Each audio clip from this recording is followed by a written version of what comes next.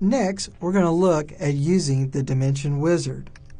This is the source of a dimension table of a dimension. The most frequently used source is the option from an existing table. This table will have to be in the data source view in order to be used. The other options available when using the dimension wizard are related to generating a time dimension to the development environment or the deployment server. This last option is to use a template from the VentureWorks data warehouse to create other dimensions like customer, product, or sales territory. We will be using from an existing table in this session. As mentioned before, the table view or name query must be created in the data source view in order to use existing table.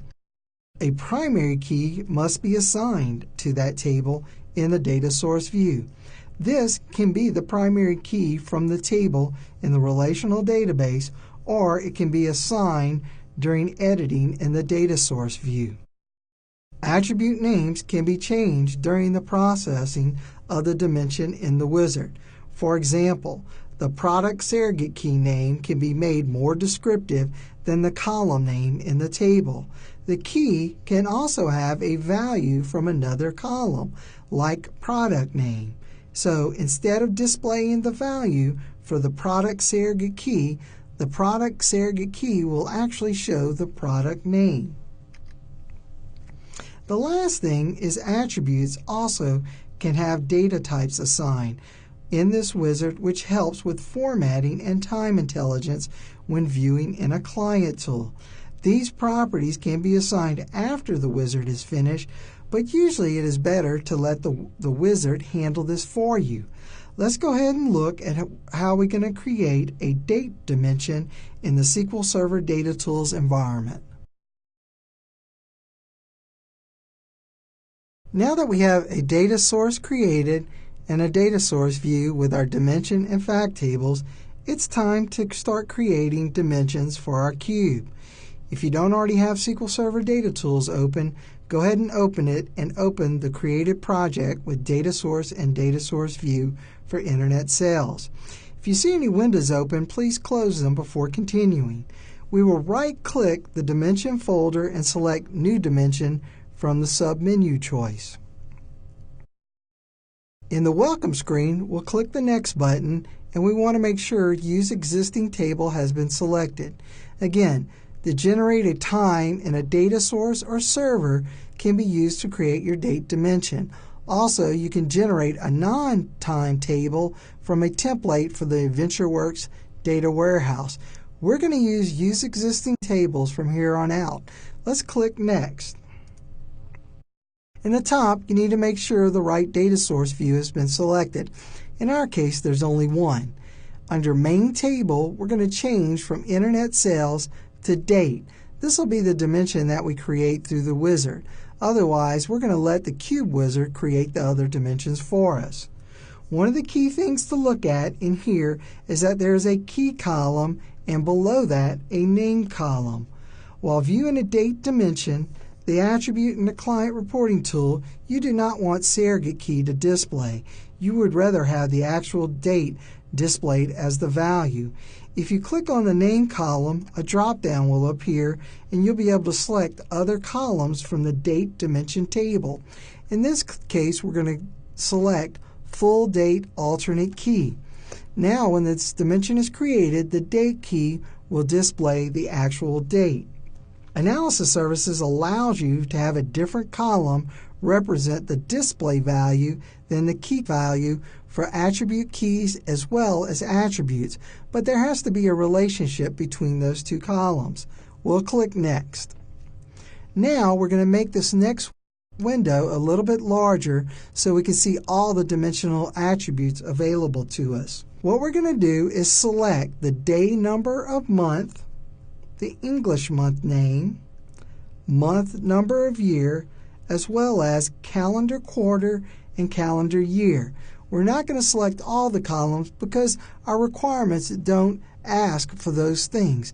Sometimes you find that you want to create everything for everybody, But if you're just starting building cubes, it's best to scale it down to what your requirements ask for.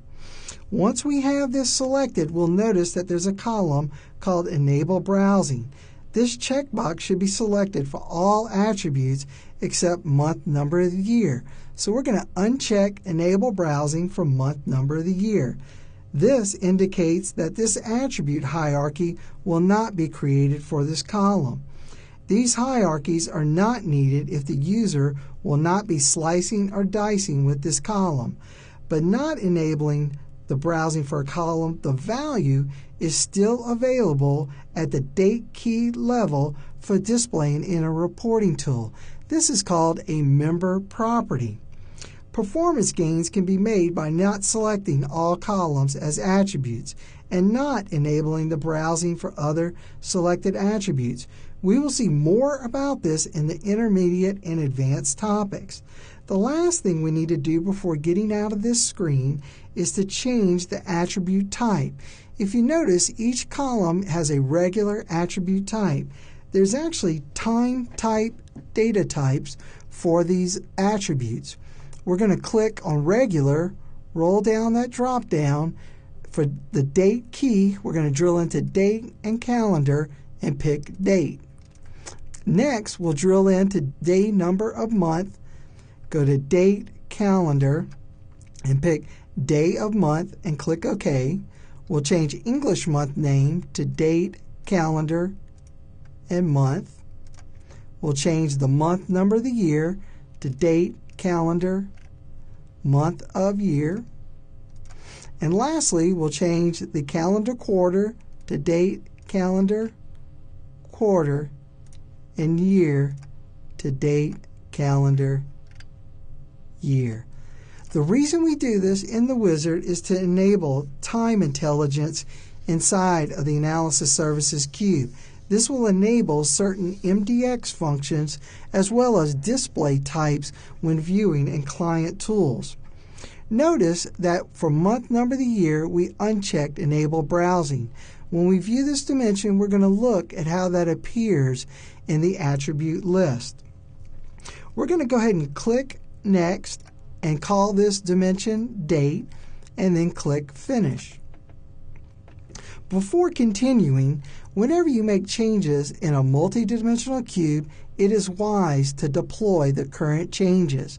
I'm going to right-click on Project AdventureWorks DW and go down to Properties. Here in the far left, I'm going to go to Deployment. By default, the Processing option is default. By double-clicking Processing option, the available values will change. The next one is Do Not Process at All, and the final one is Full Process. We're going to change the deployment of this project to full, and the server mode we're going to change from Deploy Changes Only to Deploy All. Also, we need to make sure the server is available as well as the database. We'll click OK, right-click AdventureWorks DW, and in this menu about halfway down is the Deploy option. The reason we're deploying now is we want to know if any errors happen while building this date dimension. Again, it's very important that you constantly deploy a multidimensional cube while making changes so that you know the changes do not have any errors. Once it's deployed, you'll notice there's different tabs in the Dimension Designer, like Attribute Relationships, Translations, and the last one is Browser. In the upper part of the screen, you'll see the hierarchy lists that are available. The first one is Calendar Quarter. We can drill into it and see our calendar values. If we roll down that and go to Calendar Year, we can see the year values as well as the dates, the day number of the month, and the English month name. Every attribute created in a dimension has an attribute hierarchy. The top level is all, and then the member properties are the unique values in that column throughout that table. Let's go back to dimension structure and make some changes. First, let's change date key to date. I simply right-clicked on that value, clicked rename, and just deleted the key part. We're also going to change English month name to just month name. We can also take the calendar off a calendar year, as well as calendar quarter to just quarter. Now, if you notice, the month number of the year has a different icon to the left. The month name, they're bolded, whereas the month number of the year, they're not. This is the effect of not checking the Enable browser. Now, if we pull up our properties and scroll to the top of the list, we will see those attribute hierarchy properties. And the first one is Enable. It is set to false. If you notice, things that change through the wizard are bold, whereas things that are default are not bold. So by unchecking Enable browsing, it changed this property to false and thus did not create an attribute hierarchy. But if we go to browser, we notice that it's not listed in the hierarchy, but if we pick the key value and go to the particular key and go to the member properties, we can actually show that property on our database. So it's not lost, there's just not an attribute built for it. Also, remember, we should always be deploying the cube after making changes. So after these renames, I'm going to right-click and deploy once again to make sure there's no errors. The last thing we're going to look at is where the name column came into play when we replaced the key column. I'm going to highlight the date key and the date dimension and scroll to the bottom of the properties. Here you see the key column, date key. You also see the name column has been changed to full date alternate key. That's all we're going to look at in the dimensional wizard for now. We'll refine these dimensions more in the intermediate section.